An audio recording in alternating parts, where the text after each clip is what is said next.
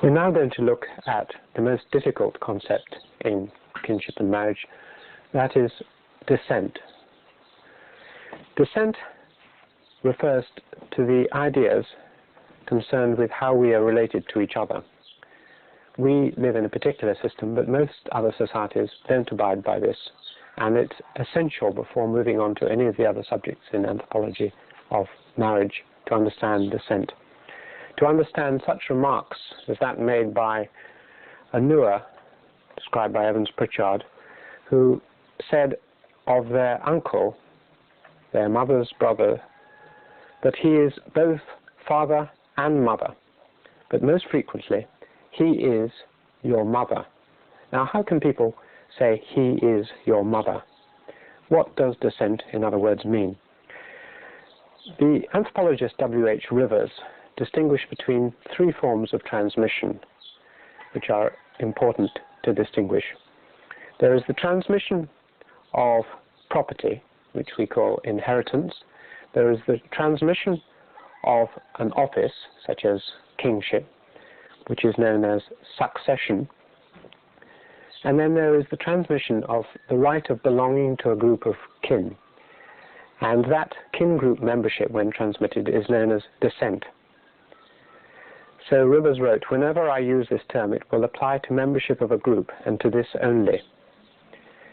When you're talking, therefore, about descent, you're talking about how people classify their relatives and how they are conceiving of themselves as related to others in superior generations. The principles of descent organize most societies in the past and in the Third World.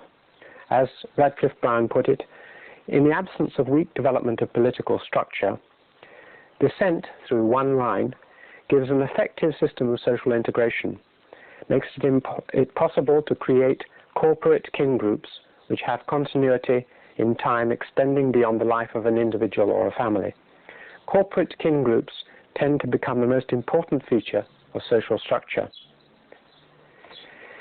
It's first of all essential to distinguish between descent, which is a social relationship, and the biological link that one has with parents. The biological link is a physical genetic blood link which one has, for example, with one's parents and one's grandparents. But the social link is a perceived relationship. Let us look at this in three different cases. In our own society, we conceive of ourselves as related to our father by blood and by a social link. He is one of our kin group. Likewise, we consider our mother to be related to us in these two ways. But this, in fact, historically is a minority view. The majority of societies don't look at it this way.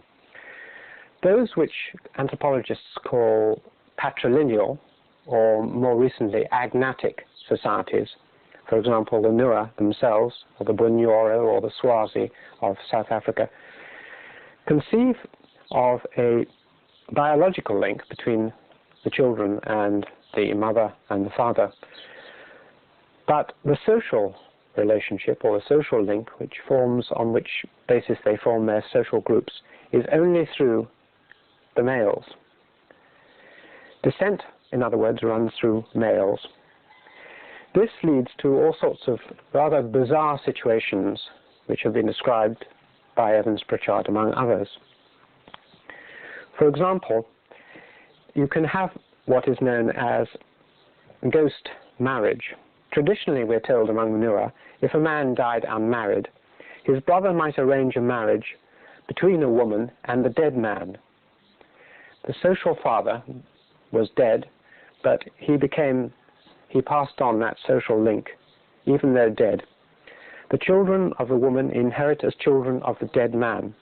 In what is termed ghost marriage, the live brother acts as the pro-husband to the woman. He may actually genetically procreate the child, but the social father is the dead man. Thus you distinguish between the genitor, that is the person who does the procreation, and the pater, that is the social father. Again, in a more extreme case, the father, that is the social father, may not even be male. You may get a social father who is a female. The custom of marriage between two women illustrates this distinction between biological and social. For example, John Barnes describes how among the patrilineal Zulu and among the Nura, when an eminent man dies, leaving a daughter but no sons, the daughter sometimes marries another woman and thereby acquires rights to her as a mother. The female husband is the pater, the social father, of the children born by her wife, and they belong to the pater's patrilineage, which I'll describe. Thus, her father's agnatic line is perpetuated, and his ancestral wrath is avoided. Thus we see a sort of Alice in Wonderland situation to us, where fathers can be female, where dead husbands produce children, and so on. One of the triumphs of anthropology is to show how what at first sight looks very illogical is in fact has its own inner logic. The third example, I've shown something of an agnatic system, is what is known as a matrilineal, that is through the mother, or better, uterine, through the womb, uterus, societies. For example, the Trobriands, described by Malinowski, or the South Indian Nayars, and other societies.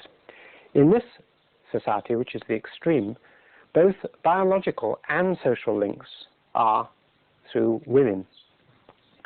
And as Malinowski superbly documented for the Trobriands, the father is merely a man living with the mother. It's very difficult, of course, in agnatic societies to omit the fact that you are genetically related to your mother. This is so self-evidently obvious from childbirth. But it is possible, if you believe that the strong social bond is with your mother and her group, to forget or almost entirely overlook the relationship with your father. And thus Malinowski describes in his Sexual Life of Savages the idea that it is solely and exclusively the mother who builds up the child's body, the man in no way contributing to its formation, is the most important factor in the legal system of the Trobrianders. Between the father and the child there is no bond of physical union whatsoever.